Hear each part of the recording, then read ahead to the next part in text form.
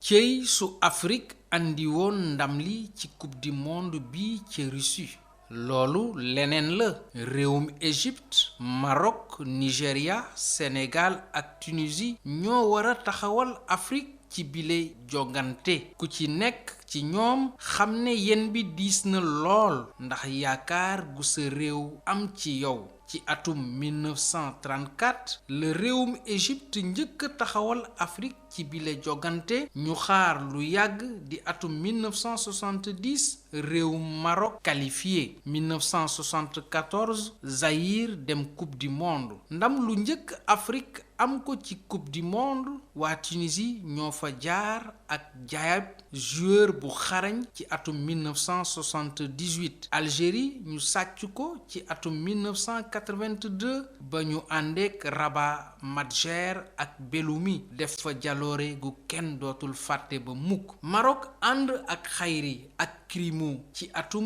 1986 def seen qualification gu njëkk ci premier tour yi kenn dootul fàtte Roger Mila ci atum 1990 yëngal àdduna ci jaloore gu rëy ga mu def ci coupe du monde boobee kenn dootul fàtte it Amunike ak Yekini Rachidi bu réewum Nigéria ci atum 1994 ak Yekini ak Kanu ci atum 1998 bégal Afrique yépp Sénégal kenn demul mu des ci atum 2002 ak El Hadji Ousseynou Diouf ak i ñoñam yëngal seen jamono faagaagal France mi nekkoon champion du monde Essien di joueuru Ghana def jaloore foofa ci atum 2014 Mahrez ak Feghouli bégal Afrique yépp suñu xoolee jaar-jaar yi ak jaloore yi équipe Afrique def ci coupe du monde jot na sëkk nag ñu fexe ba ndam li ñëw ci Afrique ndax amatul lenn lu ñuy ñeewee yeneen réew yi xanaa